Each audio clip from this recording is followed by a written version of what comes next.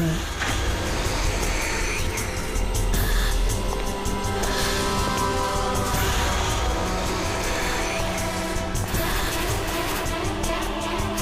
कोई है?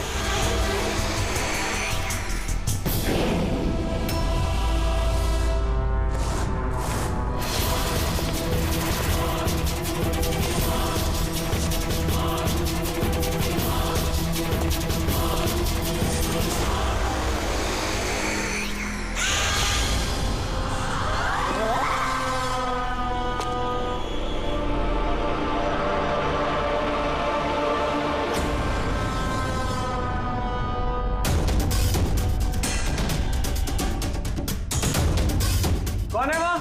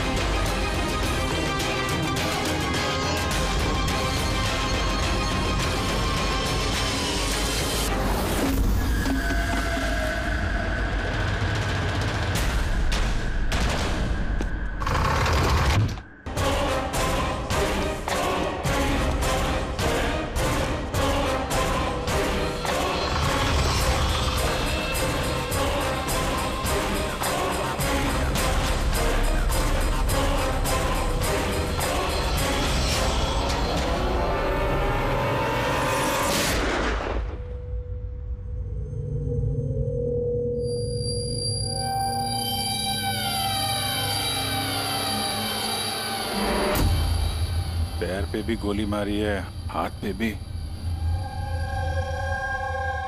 ये बॉडी सबसे पहले किसने देखी थी? सर मैंने देखी थी। आज सुबह जब 9 बजे मैंने ऑफिस खोला तो देखा टोनी सर की लाश पड़ी है, तभी मैंने आपको फोन किया। आप?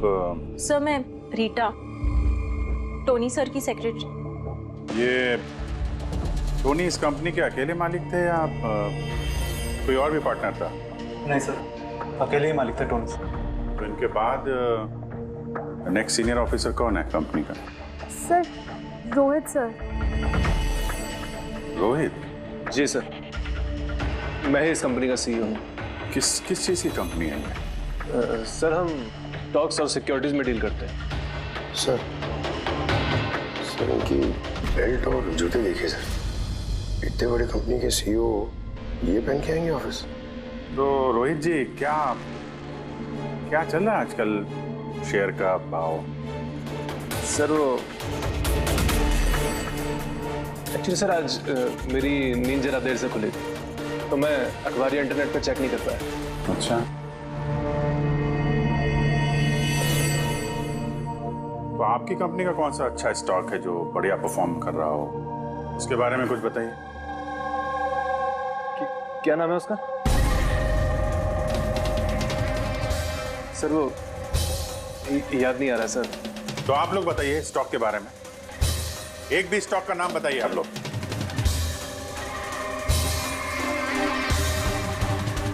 क्या हो क्या रहा है यहाँ पे? हैं? देखो सच सच बताओ, वरना टोनी की मौत के जुर्म में सब लोग फंसोगे। सर सच में तो हम में से कोई भी यहाँ पे काम नहीं करता है। काम नहीं करता? क्या मतलब क्या है? मतलब सर हम सब लोग एक्टर्स हैं, फिल्मों में काम करना चाहते हैं। अरे मगर ये तो फाइनेंस कंपनी है, इसका फिल्मों से क्या लेना देना? सर फाइनेंस कंपनी तो सिर्फ नाम की है, यहाँ पर सर कोई काम नहीं करता। हम एक्टर को सिर्फ इसलिए रखा है ताकि हम यहाँ काम करने की एक्टिंग कर सके। मतलब यहाँ काम सिर्फ टोनी करता था और आप लोग एक्टिंग करते थे? एक्चुअली सर टोनी सर से मिलने दिन में बहुत सारे क्लाइंट्स आते थे, हमारा काम बस इतना होता था कि उन्हें दिखाना कि ऑफिस में बहुत काम हो रहा है। ये टोनी क्या काम करता था? किस चीज की मीटिंग होती थी यहाँ पे? सर उनकी जो भी मीटिंग्स होती थी वो उनके केबिन के अंदर होती थी। अब वो क्लाइंट के साथ क्या बातें करते थे वो हम में से किसी को नहीं पता सर। और कब से चल रहा है ये सब? सर पिछले 2 हफ्ते से। कमाल है, एक नकली कंपनी जहाँ पे नकली काम होता था उसके मालिक का खून हो जाता है, वो भी इतनी बेरहमी से। समझना पड़ेगा एग्जैक्टली यहाँ पे हुआ क्या था।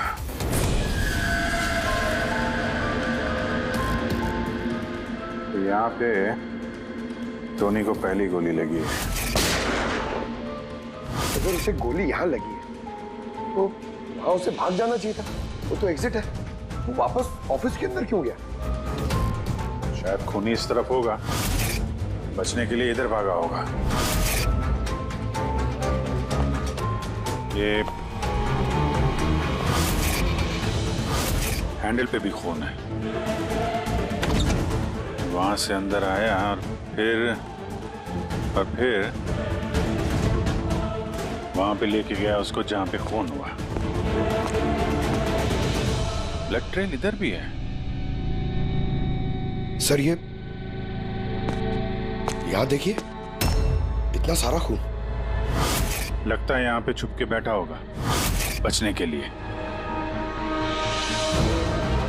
और खूनी आया, उसके बाद उसको वहां ले गया जहां पे उसकी मौत हो गई। सर वो पानी का बॉटल सर, पानी लग रहा है सर। है तो पानी, बॉटल में खून। बॉटल हाथ में थी या उससे मारा?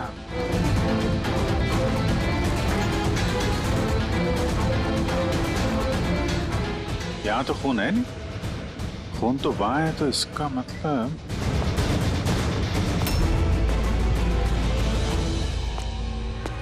खून यहाँ पे है तो शायद ये बॉटल यहीं होगी। यहाँ पे छुपा होगा तो बॉटल हाथ में ली होगी बचने के लिए। यहाँ वहां जाते समय गिर गई। यहाँ पे भी खून, वहां से आया तो इस पे हाथ लगा और सर हाँ, यहाँ तो ब्लड ट्रेल है।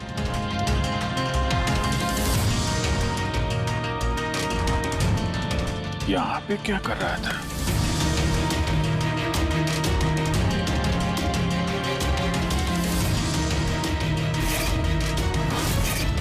यहाँ पे पंजे का निशान है, यहाँ भी खून है, यहाँ भी पंजे का निशान है।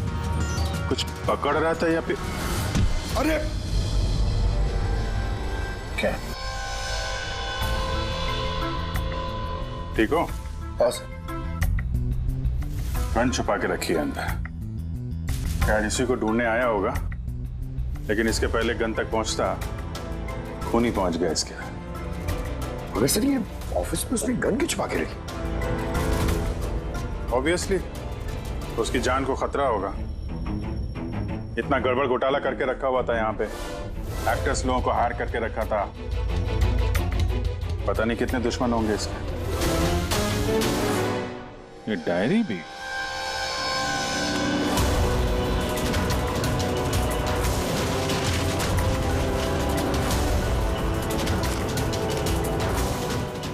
कोड जैसे लग रहा है ना सर?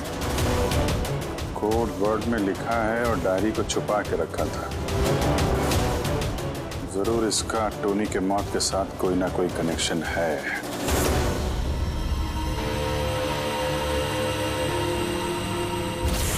ये इसका बॉडी स्कैन चेक किया तुमने? सर स्कैन देखा मैंने, बाकी सब कुछ ठीक है। सिर्फ इसके एब्डोमेन में मुझे कुछ अजीब सी गोल गोल सी चीज नजर आ रही है, समझ में नहीं आ रहा क्या है। चलो देखें क्या। ये देखिए सर, ये जो गोल गोल सी चीज है ना तारिका, ये मेटेलिक चीज है, कोई something metallic. Metallic like coin जैसी? एब्सोल्युटली। लेकिन ये इसके एब्डोमेन में आई कैसे? एक काम करते हैं, इसके पोस्टमार्टम से ही पता लगेगा आखिर ये चीज है क्या। Yes sir. टोनी के पेट में से ये 5 सिक्के निकले? बॉस, मैंने इन सिक्कों के बारे में पता लगाया। ये सिक्के किसी भी देश की ऑफिशियल करेंसी नहीं है। मगर सर, कोई अपनी मर्जी से ये सिक्के क्यों खाएगा? शायद खूनी ने टॉर्चर करने के इरादे से टोनी को मजबूर किया होगा ये सिक्के निकलने के लिए।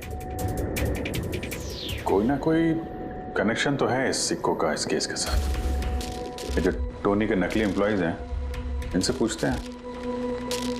तो बताइए, आप में से किसने ये कॉइन्स देखे टोनी के पास?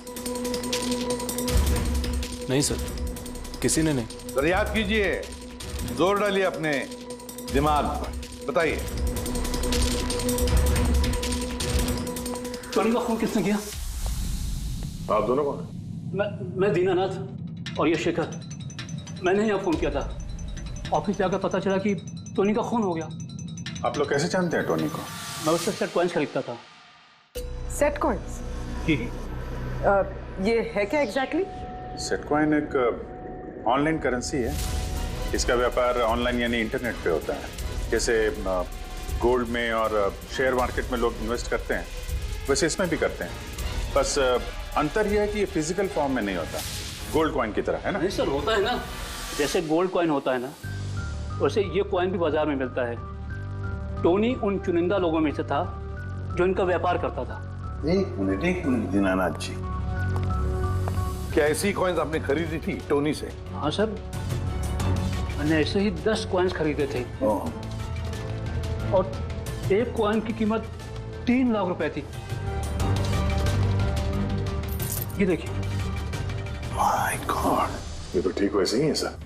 सर, आप लोगों को तो अंदाजा भी नहीं होगा कि ये कॉइन्स खरीद के कितने लोग करोड़पति बन चुके हैं। इनकी कीमत भी दुगनी हो चुकी है। मैं तो और भी खरीदना चाहता था। शेखर को बुलाया था ताकि ये भी इन्वेस्ट करे। दीनानाथ जी, आपके साथ धोखा हुआ है। जी हाँ, ये जो सेट कॉइन्स है ना, ये इंटरनेट करेंसी, ये सोने के सिक्कों की तरह बाजार में नहीं मिलती। आपके साथ झूठ बोला टोनी ने। मेरे सारे पैसे डूब गए। इन कॉइन्स की कोई कीमत नहीं रही। दीनानाथ जी, इस टोनी की जैसे 420 दुनिया में बहुत है जो खुद के फायदे के लिए आप जैसे लोगों को फंसाते हैं। काश अपने पैसे इन्वेस्ट करने से पहले आपने थोड़ी जांच पड़ताल की होती। अच्छा वो मैंने पैसे इन्वेस्ट किए, वरना मैं भी लूट जाता। मेरी बेटी की शादी कैसे होगी? मैंने अपनी सारी जमा पूंजी इसमें लगा दी, अपने प्रोविडेंट फंड्स के पैसे भी। सर, लगता है टोनी ने जानबूझ के थोड़े ज्यादा उम्र वालों को ही अपना निशाना बनाया है। उन्हें टेक्नोलॉजी और इंटरनेट के बारे में ज्यादा जानकारी होती नहीं है। हाँ सर। सर, कहीं ऐसा तो नहीं कि जिन जिन लोगों को टोनी ने धोखा दिया है उनमें से किसी ने टोनी का खून कर दिया? हो सकता है दया, बिल्कुल हो सकता है। टोनी के इस खूनी तक पहुंचने के लिए हमें पहले ये पता लगाना चाहिए कि टोनी ने कितने सारे लोगों को ये सेट कॉइन्स को लेकर फंसाया है। और फिर ये भी जानना बहुत जरूरी है कि टोनी के पेट में ये सेट कॉइन्स गए कैसे। सर, मैंने इस टोनी का पूरा इतिहास चेक किया। उसके पास कई नकली आईडी कार्ड्स थे। उस पर अलग अलग एड्रेसेस, अलग अलग फोन नंबर्स। सर, हमें तो ये भी नहीं पता है कि टोनी उसका असली नाम है भी या नहीं। और फिलहाल तो हमें ये भी नहीं पता सर कि ये सारे जुर्म उसने अकेले किए हैं या कोई पार्टनर भी है उसका। यानी जो कोड क्रैक हो जाए ना, वो कोड जो टोनी के ऑफिस वाले डायरी में मिला था, बहुत सारे सवालों का जवाब मिल जाएगा। सर, एक कोड क्रैक करने वाले एक्सपर्ट को हमने कांटेक्ट किया है। शायद बहुत जल्दी इसका हल निकाल लेगी वो। और ये जो टोनी का सारा ऑफिस स्टाफ आया था, ये जो एक्टर्स उसके ऑफिस में काम करते, उनको कैसे पता चला इस टोनी के बारे में? सर, एक अशोक नाम का कास्टिंग डायरेक्टर है, उसी ने ये सारे एक्टर्स भेजे थे टोनी के ऑफिस में। बस तो मिल लो इस अशोक से, मिल लो। सर, कॉमेडी, रोमांस, हर इमोशन एकदम कूट कूट कर भरा है उसमें। क्या नहीं चलेगा? अच्छा ठीक है सर, मुझे थोड़ा टाइम दीजिए, मैं भी भेजता हूँ। ठीक है सर, ठीक है। अरे अशोक जी, मेरी फोटो भेज दीजिए ना। एक्शन, कॉमेडी, रोमांस, सब में नंबर 1 हूं मैं। देखो भाई, तुम हीरो तो बन नहीं सकते, एक कॉमेडियन का रोल है। करोगे? कॉमेडी? और हाँ, तुम्हारे चेहरे में मुझे एक कशिश दिखती है। एक आर्ट फिल्म के लिए मेरी बात चल रही है।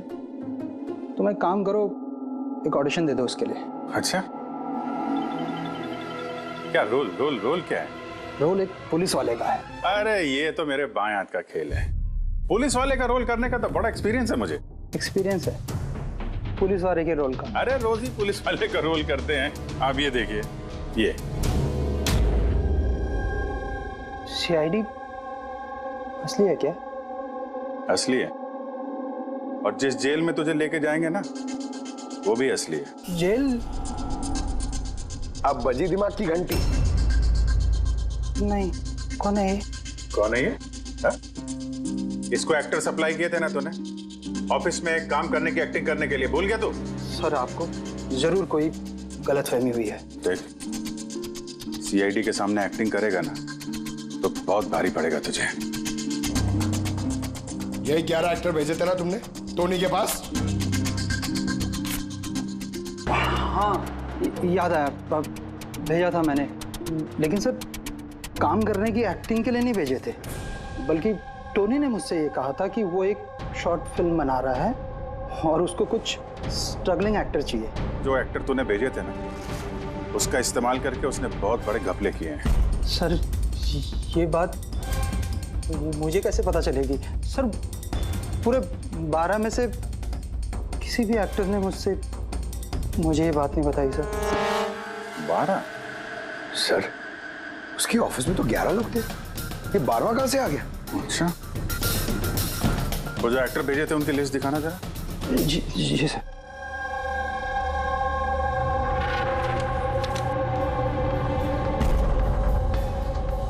ये नया नाम है, ईशा कुमार। ये नहीं थी उस वक्त वहां पे। ये कहां गायब हो गई? सर, इस केस में सवाल ज्यादा है, जवाब कम है, और वो कोड भी क्रैक नहीं हुआ अभी तक। सर, रीना जी, आपने हमें यहाँ टोनी के घर पे क्यों बुलाया? और वो उन कोड्स का हल निकाल पाई या नहीं? काफी टेढ़ा कोड है सर, बिना साइफर के हल निकाल पाना नामुमकिन है। साइफर? ये साइफर क्या होता है? साइफर कोई ऐसी किताब या डायरी होती है जिनके अंदर इन खुफिया कोड्स का राज छुपा होता है। फ्रेडी, जैसे अंडरवर्ल्ड की दुनिया में ये चीजों के नाम को कोड्स में इस्तेमाल करते हैं। जैसे गन है, उसे घोड़ा कहते हैं, और कौवा मतलब मोबाइल। तो ये सारे कोड्स एक साइफर में होते हैं। अगर ये साइफर मिल जाए तो सारे सवालों के जवाब मिल जाएंगे। सर, मुझे लगता है ये टोनी इस साइफर को ऐसी जगह रखता होगा जहाँ से उसे वो आसानी से देख सकता हो या पढ़ सकता हो। लेकिन सर, उसका ऑफिस तो अच्छी तरह से चेक किया था, वहां पर तो कुछ भी नहीं मिला। तो हो सकता है टोनी के घर पे मिल जाए। ये देखिए सर, बड़ा अजीब सा निशान इस पेपर पर। शायद ये निशान इस कोड का कोई अहम हिस्सा है। तो इस निशान का राज यहीं कहीं होना चाहिए। घर का एक-एक कोना चेक करते हैं।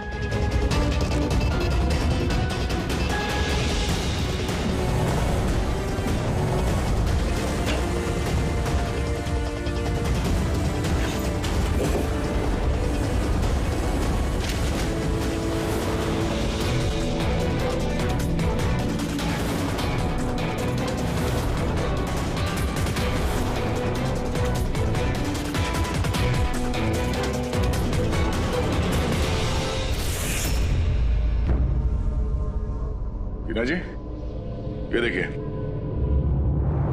इस किताब में भी ठीक वैसा ही निशान है।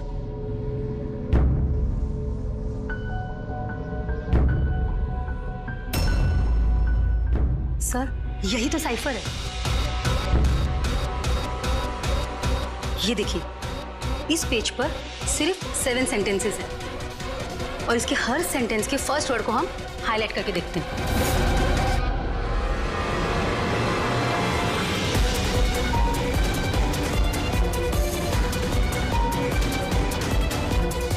ये सीजर का क्या होता है? जूलियस सीजर का नाम तो सुना होगा ना? हाँ। लगता है उसके जमाने का कोई पुराना कोड है। तो यहाँ ये सीजर के आगे जी भी तो है।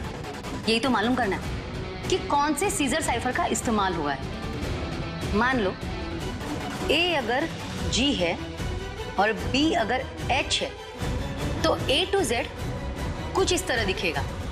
ये देखिए।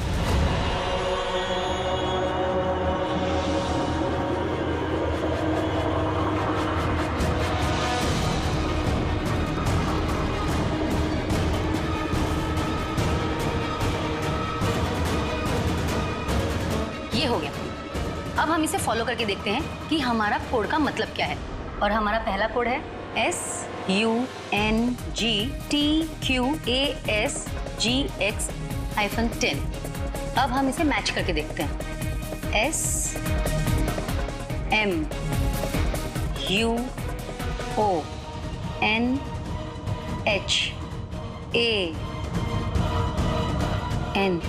मोहन?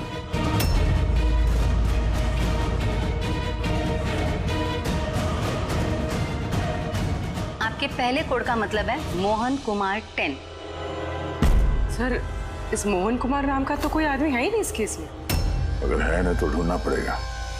ये बाकी के सारे जो कोड हैं उनको भी डिकोड करते हैं। प्लीज कुणाल, तुम समझने की कोशिश करो। मैं पंकज से बहुत प्यार करती हूँ। प्लीज तुम मेरे और पंकज के बीच कभी मत आना। सच? तुम मुझसे इतना प्यार करती हो? Cut cut cut.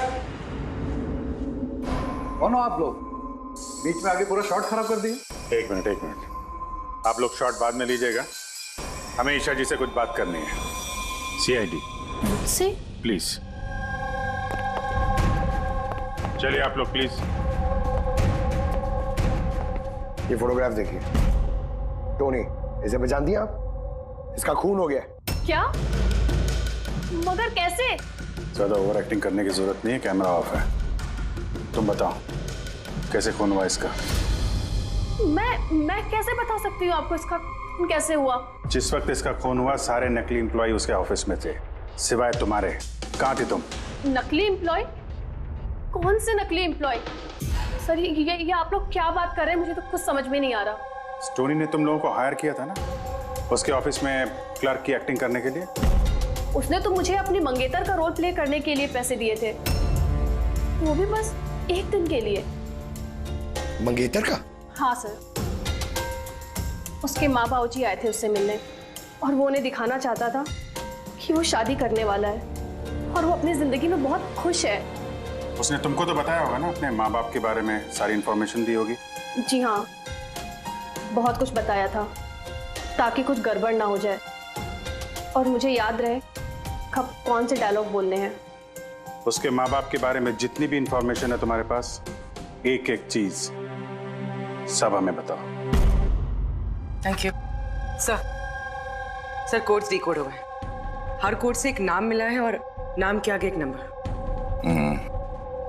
जरूर ये वो लोग हैं जिनको टोनी ने सेट कॉइन्स बेचे थे, और ये नाम के आगे जो नंबर है इसका मतलब है किसके पास कितने सेट कॉइन्स हैं। जैसे ये मोहन ने ये 10 सेट कॉइन्स खरीदे थे, चिराग 6, विजय कुमार 8, एक्सेट्रा एक्सेट्रा। मतलब खूनी इनमें से ही कोई एक है? लगता तो ऐसे ही है। इन सारे बारातियों को ब्यूरो में बुलाओ सेट कॉइन्स के साथ। सर, मैंने टोनी को नहीं मारा। आपने मुझे बताया तब तो मुझे पता चला कि टोनी का मर्डर हो गया। कल रात तुम कहाँ थे? कल रात मेरे सर में दर्द था तो मैं कल रात 10 बजे ही सो गया था सर। अच्छा, और कौन है आपके घर में? मेरे घर में बस मैं हूँ सर, और मेरा एक बेटा है जो विदेश में नौकरी करता है। मैंने तो अपने रिटायरमेंट फंड के 15 लाख लगाए थे इसमें। अब मुझे ये समझ में नहीं आ रहा है कि मुझे कैसे वापस मिलेंगे। गन रखते हो ना तुम? सर, मेरी गहनों की दुकान है, सिक्योरिटी एंड प्रोटेक्शन के लिए मुझे अपने पास गन रखनी पड़ती है सर। सर, सब कुछ तो आपको बता चुका हूँ, अब मैं आपको और क्या बताऊँ? जब तक खूनी पकड़ा नहीं जाता हम तो सवाल पूछेंगे। इस डायरी में उन लोगों के नाम लिखे हुए हैं जिन्होंने उससे वो कॉइन्स खरीदी थी, सेट कॉइन। उन लोगों के नाम और जितने भी कॉइन्स खरीदे थे वो सब, पूरा का पूरा रिकॉर्ड इसमें है। और इसमें जो जानकारी है उससे हम ये पता लगाएंगे कि आखिर आप लोगों में से वो खूनी कौन है। किसने कितने कॉइन खरीदे, इससे ये कैसे पता चलेगा खूनी कौन है? आसान है। खूनी ने अपने कुछ सिक्के गुस्से में आकर टोनी को निगलवा दिए। अब इस बही खाते के हिसाब से जिसके पास भी कम सिक्के निकलेंगे वही हमारा खूनी है।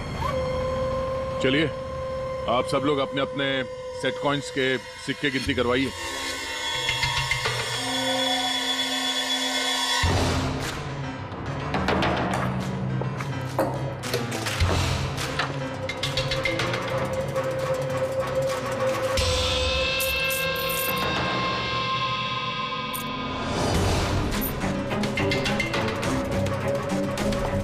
सर सारे के सारे कॉइन्स हैं, एक भी कम नहीं। कोई भी कम नहीं? ये कैसे हो सकता है? अब तो यकीन हो गया ना आप लोग को कि हम निर्दोष हैं। अब ये क्या कहानी है सर? अगर ये सारे निर्दोष हैं तो फिर गुनहगार कौन है? ये तो अब टोनी के माता पिता ही बताएंगे। नहीं, ये नहीं हो सकता। हमारा बेटा नहीं मर सकता सर। आपको जरूर कोई गलतफहमी हुई है। हमारा बेटा तो अपने ईमान का इतना पक्का था कि वो किसी का 1 रुपया भी ना ले, और आप कह रहे हो उसने लोगों को ठगा है। मैं जानता हूं ये किसी भी माँ बाप के लिए सुनना आसान नहीं है, पर क्या टोनी की किसी के साथ कोई दुश्मनी थी? हाल फिलहाल में कोई लड़ाई झगड़ा हुआ हो? कैसा झगड़ा सर? वो तो इतना बिजी रहता था कि उसे हमसे मिलने का भी समय नहीं होता था। 3-3, 4-4 महीने बाद घर आता था वो। मिलने नहीं आता था? मतलब कि उसने कई जगह पर अपने ऑफिस खोल रखे थे। कहाँ और कहाँ पे ऑफिस था इसका? दिल्ली, पुणे। जिस शहर में ये टोनी रहा है कुछ ना कुछ घपला तो जरूर किया होगा उसने। कुंडली निकालो इसके पिछली जिंदगी की। सर, हाँ सर, दिल्ली और पुणे के police officers video conference call पे। गुड।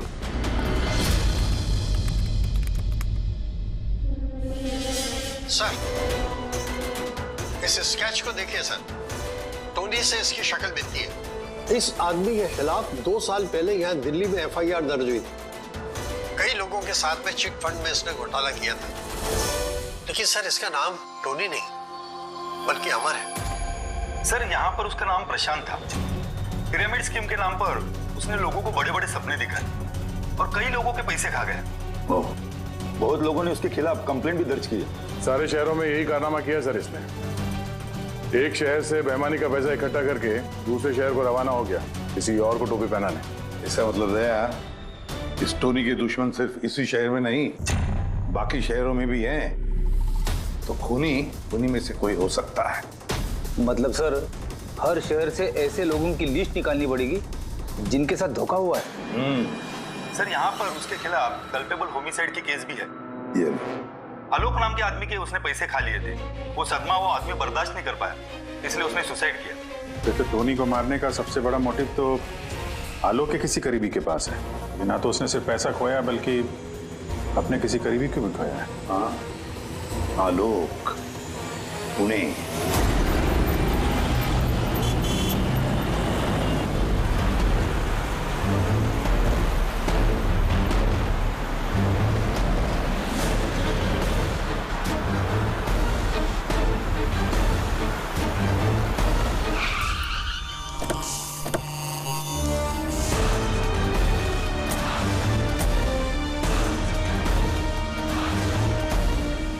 लगता है आलोक की बीवी सरिता घर पे नहीं है सर।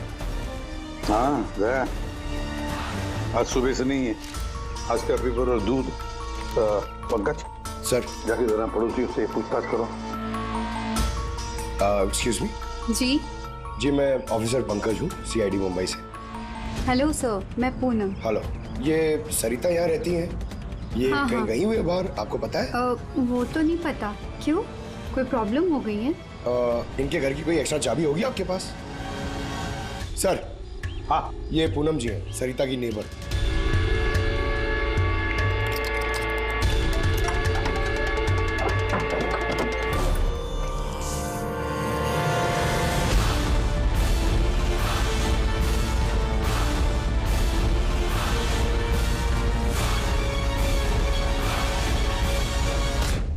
जिस तरह से घर के अंदर ये सामान बिखरा पड़ा है, ऐसा लगता है कि कल रात यहाँ पे कुछ हुआ था। हुआ तो था जरूर दया, कुछ न कुछ तो हुआ था। ये देखो, खून के निशान, ऐसे लग रहा है जैसे किसी को घसीट के यहां से ले जाया गया। सर, कहीं किसी ने सरिता का किडनैप तो नहीं कर लिया? पूनम? हाँ सर। सरिता को आखिरी बार कब देखा था तुमने? सर रात के 2 बजे, जब मैं नाइट शिफ्ट से घर वापस आई। उस वक्त शायद सरिता जाग ही रही थी, क्योंकि यहाँ पे टीवी चल रहा था। उसके घर के आसपास किसी को देखा, कोई आया हो उनसे मिलने के लिए?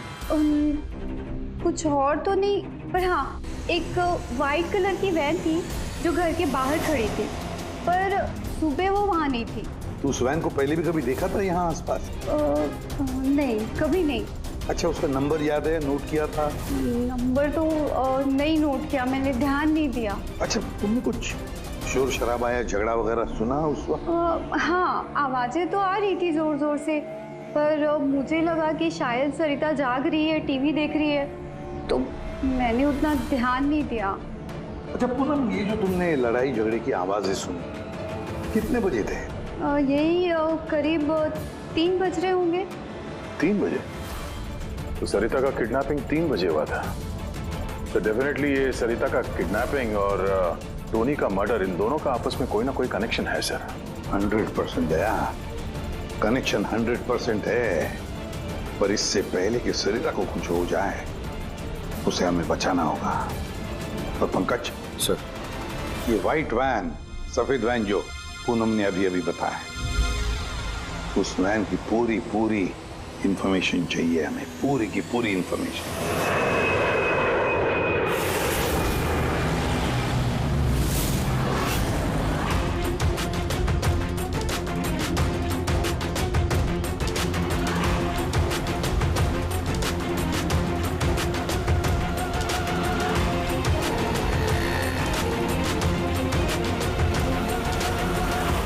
सर, यही रास्ते से वो व्हाइट वैन क्रॉस हुई थी।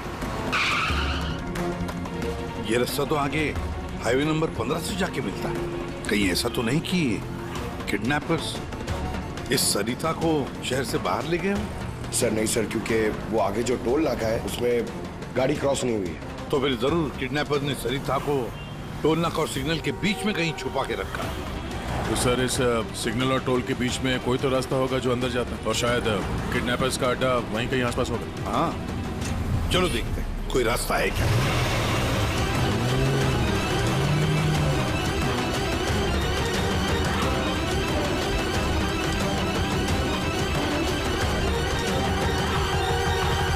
सर, ये एक रास्ता है जो अंदर जाता है। चलो चलो देखते हैं।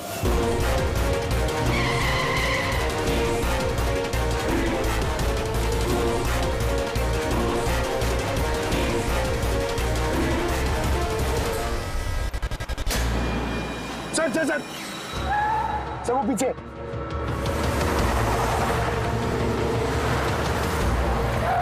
ये देखिए सर।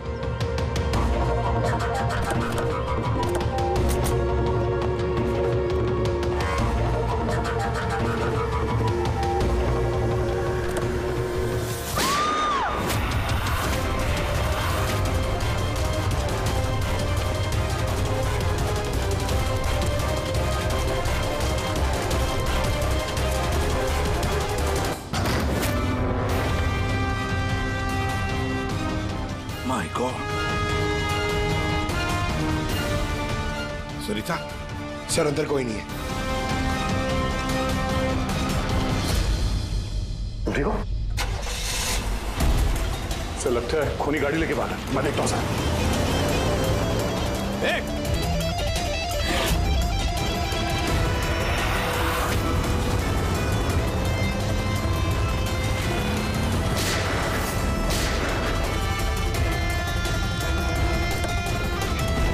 सर एम्बुलेंस आ रही है। सरिता, ये बताओ किसने किया ये सब? उसने मेरी आंखों में पट्टी बांध रखी थी, इसलिए उसका चेहरा भी नहीं देख पाई मैं। नहीं सर, निकल गया। गाड़ी का टायर पंचर करके गया वो। Damn it. सरिता बताओ, क्यों किया होगा ये सब उसने? सर उसको मेरे पति आलोक का फाइनेंशियल रिकॉर्ड चाहिए था, पता नहीं क्यों। पर तुम्हारे पति आलोक अब इस दुनिया में नहीं रहे ना?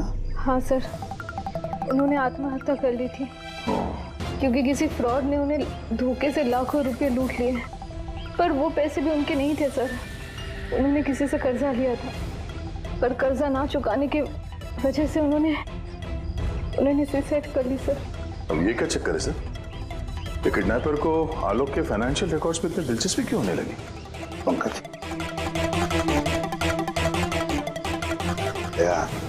इस किडनैपर को दिलचस्पी इसलिए कि मुझे तो लगता है कि ये किडनैपर, ये खूनी भी वही है जिसने आलोक को पैसे दिए थे। अब जैसे उसे पता चला कि आलोक इस दुनिया में नहीं रहा तो प्रॉब्लम आया, पैसे वसूल किससे करे। उसे पता चला कि आलोक का सारा पैसा टोनी के पास है तो उसने टोनी को खत्म कर दिया और फिर खुद पर इल्जाम ना आए सारे सबूत मिटाने के लिए उसने सरिता को फोन किया और उसे पूछा कि आलोक का सारा फाइनेंशियल रिकॉर्ड कहां पर है। कौन हो सकता है ये?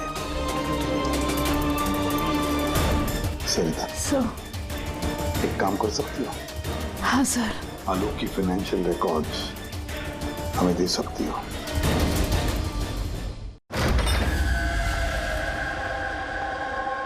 माय गॉड,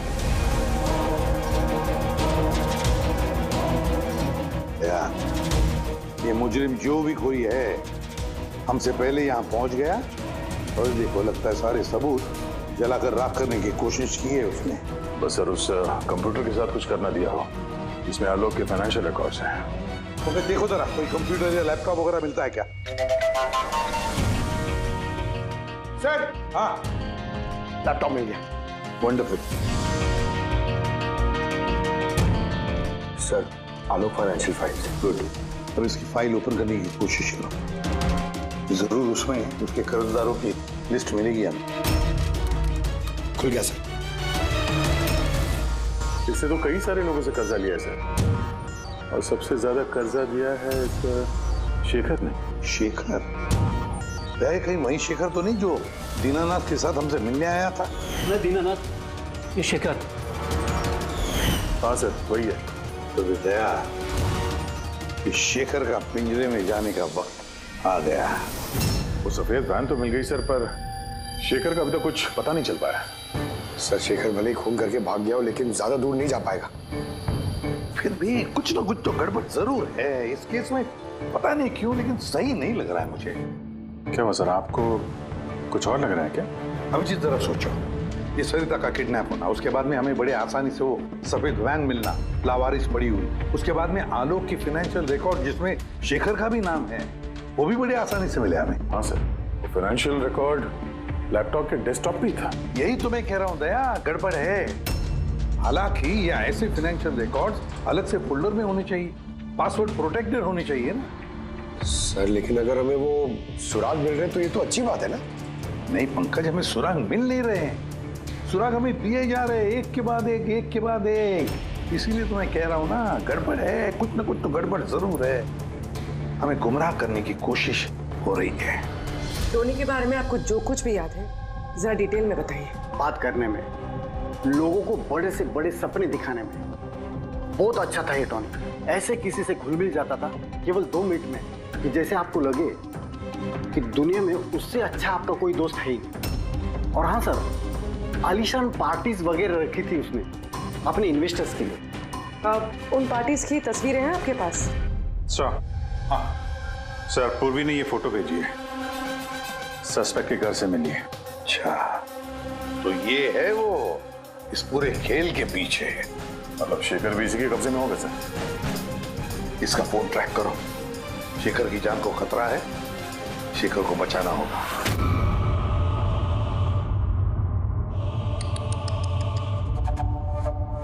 अब तो तुम्हें भगवान भी नहीं बचा सकता शेखर।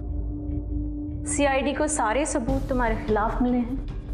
अब तो ये ट्रिगर दबाकर तुझे बस मार डालूंगी और उन सबको लगेगा कि तू देश छोड़ के भाग गया। नहीं, ऐसा मत करो प्लीज, मत मारो मुझे। मैं वाकई देश छोड़ के चले जाऊंगा। आपके बारे में मैं किसी को नहीं बताऊंगा। I promise. अरे शेखर, तुम समझ नहीं रहे हो। तुमने मेरा चेहरा देख लिया है। अब मैं तुम्हें छोड़ने की बेवकूफ़ी तो करूंगी नहीं, इसलिए तुम्हें मरना पड़ेगा। मत मारो मुझे प्लीज, मत। कोई है? प्लीज बचाओ मुझे, बचाओ मुझे, कोई है?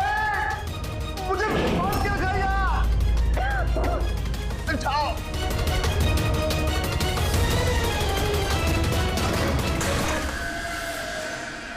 उठ, उठ।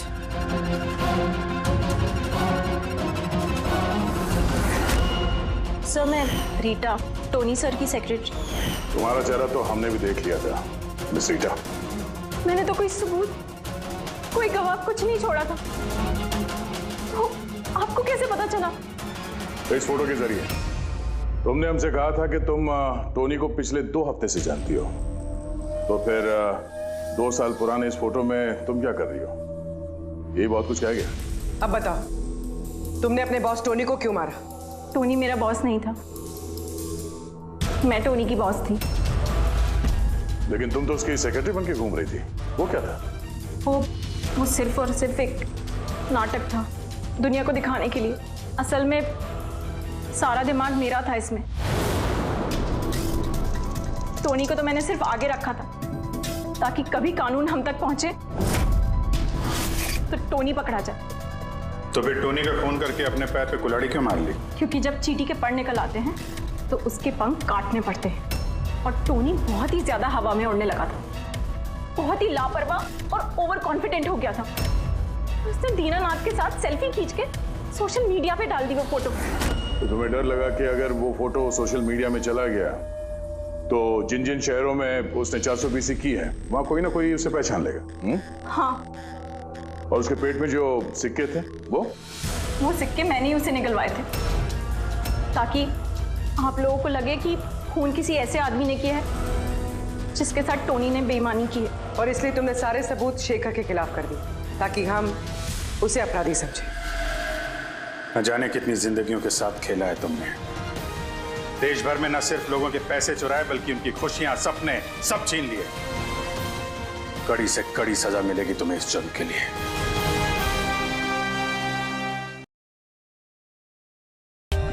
For more updates, subscribe to our channel, click the show links and enjoy watching the videos.